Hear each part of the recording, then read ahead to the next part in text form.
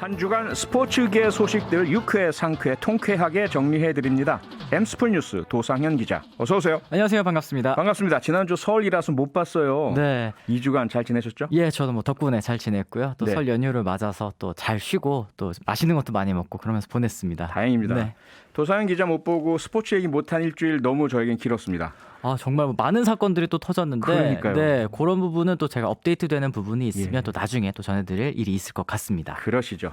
자, 오늘은 손흥민 선수 얘기부터 시작해 볼까요? 오늘 새벽에 있었죠. 볼프스베르거와의 경기 선발 출전했는데 시즌 18억 골 넣으면서 한 시즌 최다 공격 포인트 기록했죠.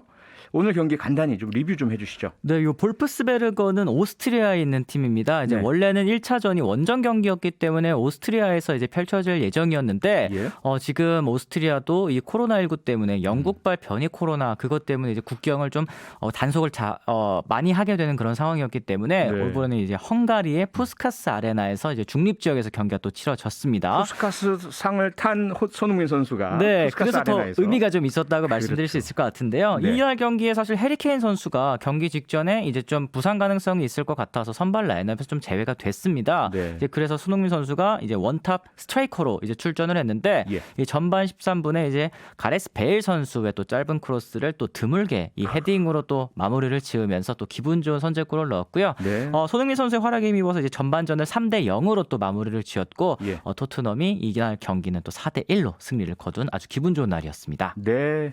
최근에 손흥민 선수가 워낙 좀 뭐랄까 혹사를 당했잖아요. 네. 너무 많은 풀타임 소화. 그래서 오늘은 아예 하루 쉬거나 혹은 뭐 잠깐 후반에 교체 투입되지 않을까 이런 전망도 많았었는데 선발 출장을 했다는 거 이거 긍정적으로 볼 때는 체력에 여전히 문제가 없다. 이렇게 볼 수 있는 건가요? 손흥민 선수도 사실 사람인데 힘들지 않을까요? 그렇죠. 이제 주중에 에버튼과의 FA전에서도 이제 120분 연장 전후반 풀타임을 또 소화를 했고 예. 이제 맨체스터 시티 경기에서도 이제 90분 모두 풀타임을 소화를 했기 때문에 사실상 현지에서도 이번 경기는 좀 결장하지 않겠느냐라는 의견이 좀 많이 있었습니다. 예. 이제 어제 이제 작가님과 또 이제 연락을 할 때에도 안 나올 것 같은데요. 저에게 말씀을 드렸는데 새벽에 보니까 또 선발 라인업에 손흥민 선수가 있더라고요. 도상현 펠레가 또 됐군요. 네, 그렇습니다. 어쨌든 손흥민 선수가 이날 이제 무리뉴 감독이 또 요청을 했다고 하더라고요. 이제 손흥민 선수에게 조금이라도 이제 팀을 위해서 좀 도움을 줄 수 있겠느냐라는 것은 이제 케인이 없는 와중에 네. 손흥민 선수까지 없으면 이제 공격 자원의 이 공격 옵션이 좀 많이 줄어드는 상황이기 때문에 손흥민 선수가 어쨌든 전반전만 45분만 또 소화를 하고 교체됐다는 거는 네. 이제 주말에 있을 웨스트햄전에도 아마 또 선발을 사용하기 위한 이 무리뉴 감독의 의중이 아닐까 하는 생각이 좀 듭니다. 네, 손흥민 선수가 감독이 요청하는데 노 할 사람이 아니잖아요. 맞습니다. 저 힘들어서 못 뛰겠어요. 뭐 이럴 선수가 또 그런 아니기 사람이 때문에 아니죠. 네, 맞습니다. 네, 참 안타깝습니다. 그래도 뭐 골 넣고 활약도 좋고요. 네. 손흥민 선수 요즘 엄청난 활약이 계속 이어지다 보니까 재계약 여부 계속 뜨거운 관심이던데요.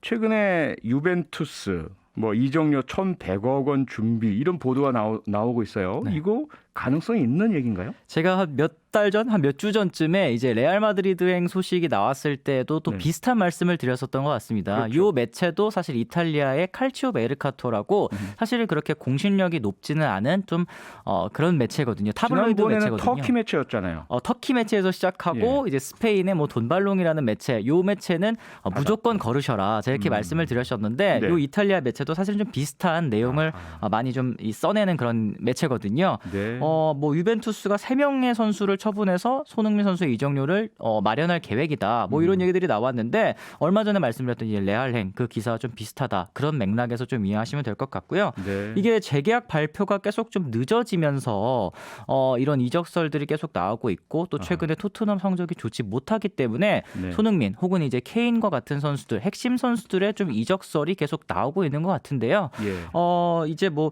그만큼 전에도 말씀드렸다시피 이 손흥민 선수가 화제를 모으는 선수이고 또 클릭수를 유도할 수 있는 그런 선수로 성장을 했다. 뭐 이런 식으로 받아들이시면 될 것 같습니다. 클릭수 유도 대상 선수다. 네.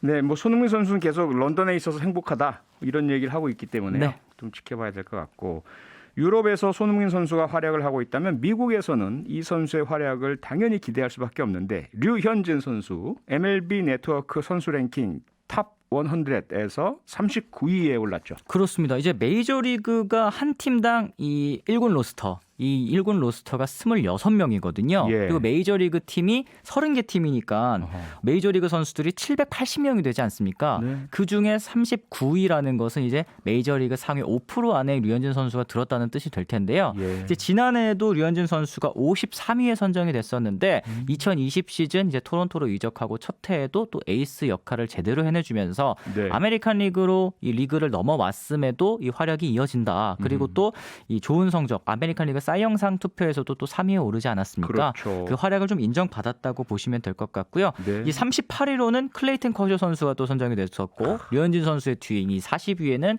이 워커 뷰러 선수가 또 선정된 만큼 그러니까 이 2019년 다저스에 있던 선수들이 다저스 또 3인방이 네, 쭈루룩 이렇게 선정이 또 됐더라고요. 류현진 그러네요. 선수의 위상이 어느 정도인지 또 대충 가늠하실 수 있을 것 같습니다. 네, 에이스란 표현을 주셨는데 그렇다면 올해 메이저리그 개막일 4월 2일 당연히 류현진 선수가 개막전 등판하겠죠? 그렇습니다. 뭐 류현진 선수가 이 오프 시즌에도 이 특급 선발이 영입이 되더라도 류현진 선수의 위상이 아직까지는 또 에이스의 위상이기 때문에 개막전 선발 나갈 것이다 이렇게 말씀을 드렸었는데 네. 그 상황은 현재도 좀 변하지 않았고요.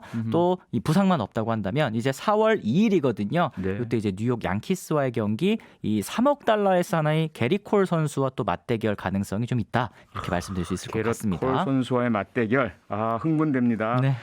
자, 양현종 선수 얘기해 볼 수밖에 없는데 텍사스 레인저스와 결국은 스플릿 계약 맺었잖아요. 이 계약 설명을 좀 해주시죠. 내용이 어떤 네, 거예요? 이 스플릿 계약이라는 게 사실은 엄밀하게 따지면 마이너리그 계약이라고 좀 설명을 해드려야 될 것 같습니다. 이제 네. 마이너리그 계약이지만 그 조건이 마이너리그에 있을 때와 또 메이저리그에 있을 때가 달라지는 그런 계약인데요. 이 만약에 마이너리그에만 계속 남아있게 된다면 이제 마이너리그 연봉을 받고서 1년을 또 뛰게 되는 거지만 메이저리그에 합류를 하게 된다면 이 양현종 선수의 같은 경우에는 이제 130만 달러를 또 받을 수가 있고 네. 또 활약 여부에 따라서 55만 달러의 또 인센티브까지 또 들어가니까요. 자신이 이제 메이저리그에 데뷔를 한다면 그때부터는 좀 다른 계약 조건을 적용받는 그런 형태라고 보시면 될 것 같습니다. 네, 결국은 이번 스프링 캠프와 시범 경기에서 어떤 성적을 거두느냐, 메이저리그 진입할 수 있느냐 없느냐 가를 텐데 현재에서 가능성 어떻게 보고 있습니까? 지금 이 텍사스 레인저스의 선발진 지난해에 이 선발 평균 자책점이 5.32였거든요. 네. 요게 이제 30개 구단 중에 24위인데 예. 여기에서 이제 오프 시즌 트레이드를 통해서 에이스도 또 이 랜스린이라는 선수도 또 다른 팀으로 넘어갔거든요. 선발진이 메이저리그 30개 구단 중에 이보다 약한 팀을 찾기는 정말 어렵다. 완전 바닥으로 내려왔죠. 네, 네. 양현종 선수도 정말 좋은 팀을 이제 선정을 한 건데요. 네. 이 스프링 캠프에 이 초청받은 선수들 중에서 유일하게 이 평가가 굿. 이 메이저리그 합류할 수 있는 가능성이 제일 높은 선수로 양현종 선수가 선정이 됐으니까요. 네. 좋은 활약 여부에 따라서 또 합류할 수 있을 것 같습니다. 네, 마지막으로 지금 속보가 막 들어왔는데요. 양현종 선수가 내일 오후 2시 40분에 미국 출국 예정이다. 그동안 많이 지연됐잖아요. 네, 어떤 이제 문제가 있었습니까? 비자 발급 과정이 좀 지연이 되면서 이제 오늘 비자가 또 나왔습니다. 네. 이제 메이저리그 스프링 캠프가 이미 18일에 개막이 된 상황에서 좀 빠르게 합류를 해야 되는데 그렇죠. 좀 뒤처지게 입국을 하게 됐죠. 그러면서 이제 좀 이 자가격리 이 기간도 조금 치러야 되고 또 가서. 좋은 활약을 펼쳐줘야 되는 상황이기 때문에 예. 살짝은 악재라고 볼 수 있겠습니다만 그동안 이제 광주기아 챔피언스필드에서 몸을 계속 꾸준히 만들고 있었기 때문에 네. 얼른 또 미국으로 넘어가서 좋은 모습을 보여줄 필요가 있을 것 같습니다. 네, 좋은 활약을 기대하겠습니다. 오늘은 여기까지 듣겠습니다. M스포츠 뉴스 도상현 기자였습니다. 고맙습니다. 고맙습니다. 평일 저녁 6시 5분에 여러분을 찾아갑니다. MBC 라디오 표창원의 뉴스 하이킥.